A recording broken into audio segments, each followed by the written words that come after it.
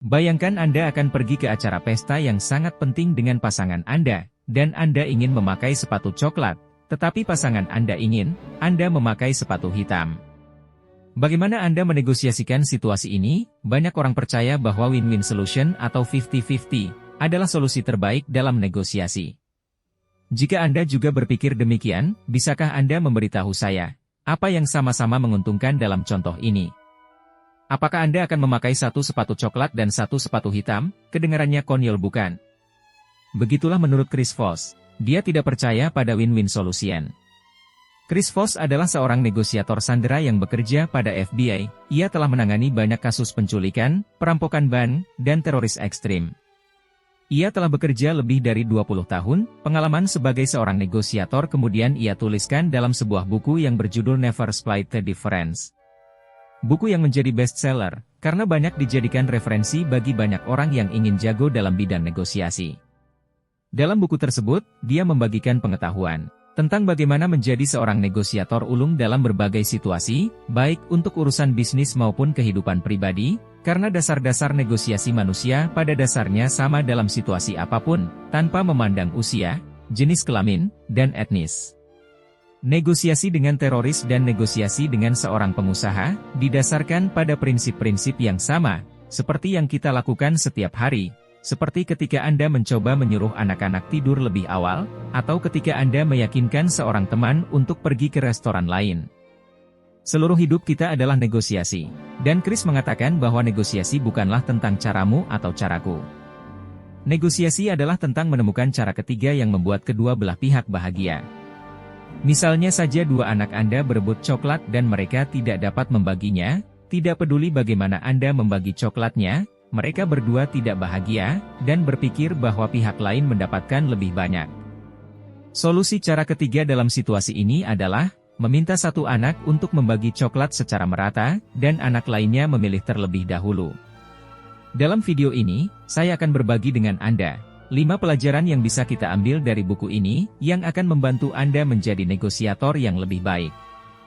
Simak video ini sampai selesai, agar Anda mendapatkan insight secara utuh dari isi buku ini.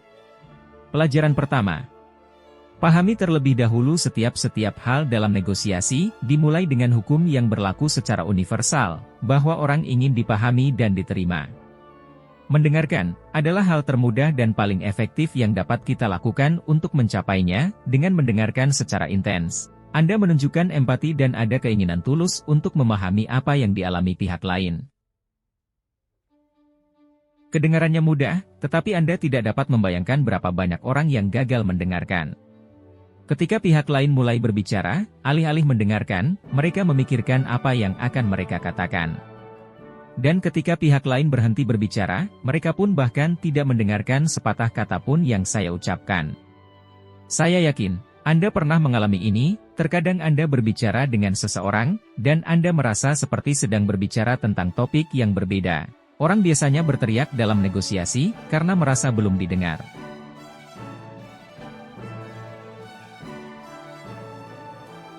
Ada 3 hal yang diinginkan semua orang dalam negosiasi. Pertama, ingin dipahami. Kedua, ingin dihormati. Dan baru kemudian mendapatkan apa yang mereka inginkan dari negosiasi. Jika kita atau masing-masing pihak gagal mendengarkan, jangan berharap kesuksesan dari negosiasi. Pelajaran kedua. Negosiasi bukanlah sebuah pertarungan, ini adalah sebuah discovery. Orang-orang yang memandang negosiasi sebagai sebuah pertarungan argumen, menjadi kewalahan oleh suara-suara di kepala mereka.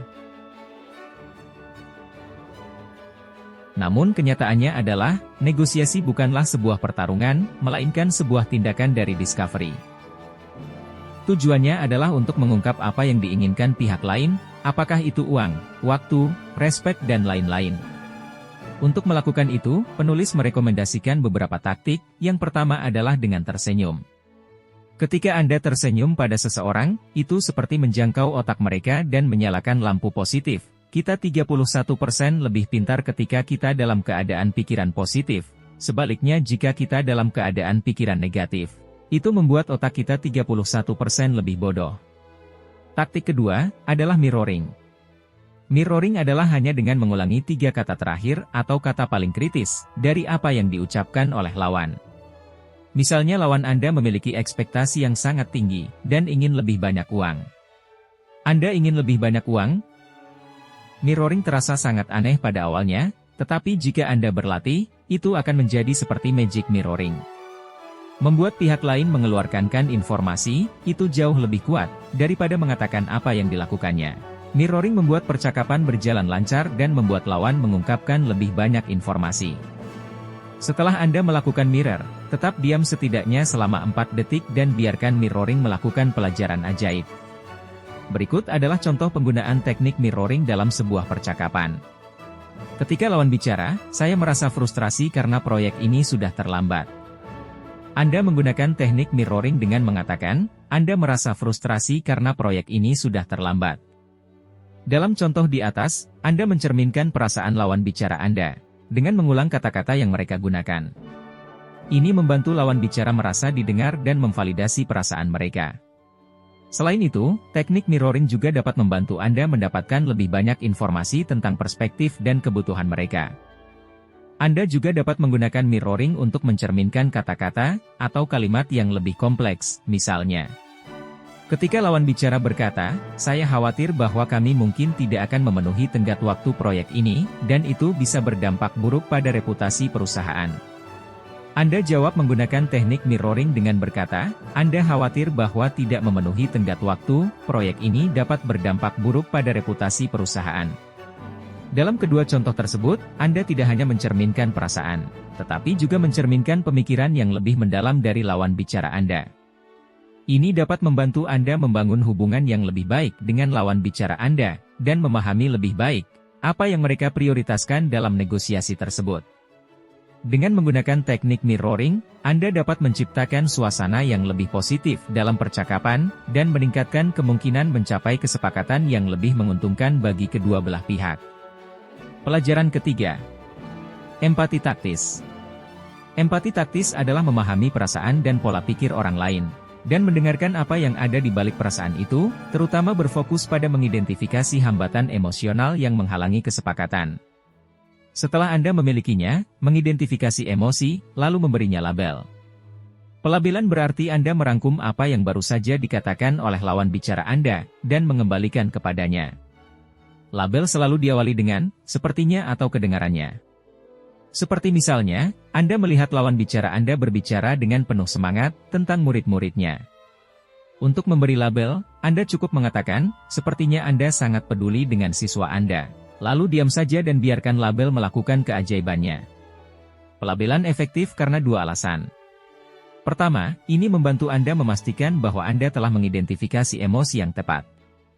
Kedua, itu memberi sinyal kepada lawan Anda bahwa Anda benar-benar memahaminya, yang menciptakan ikatan yang lebih kuat dan membuat lawan menyukai Anda.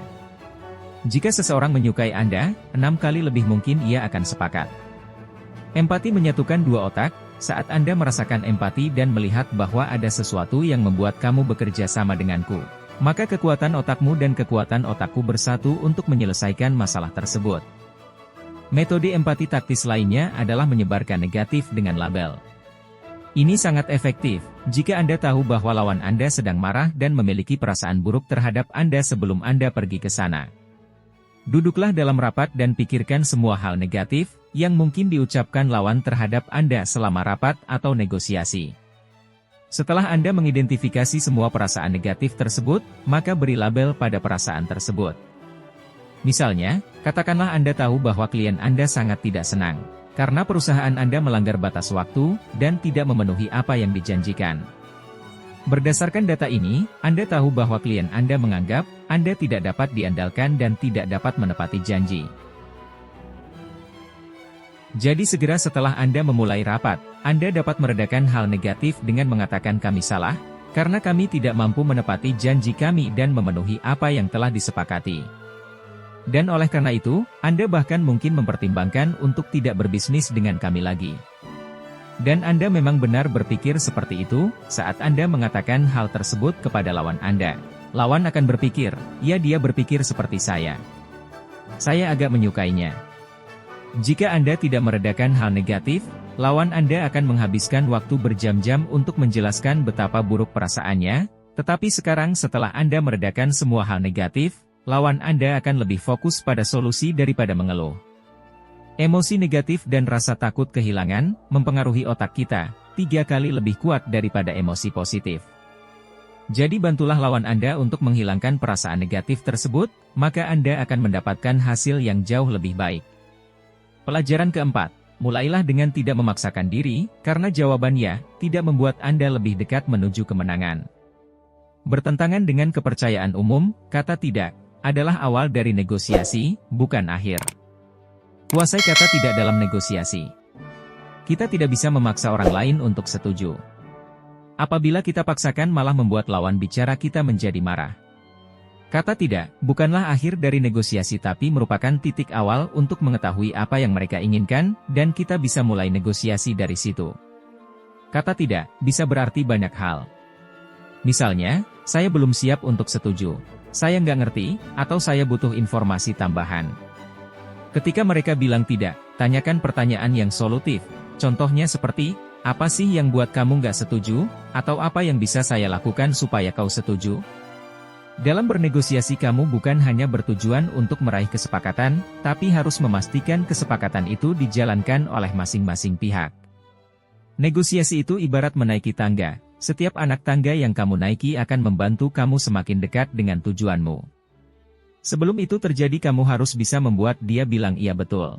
Kata ini jauh lebih kuat dari kata setuju. Ketika dia bilang iya betul, artinya dia mengakui apa yang kau bicarakan dan merasa dihargai. Pelajaran kelima.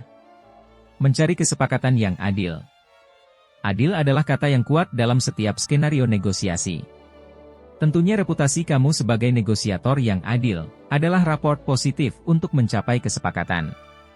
Kita harus bisa membujuk lawan bicara kita, kalau dalam setiap negosiasi yang adil, pasti ada yang dikorbankan oleh masing-masing pihak. Terima kasih telah menonton dan semoga harimu menyenangkan.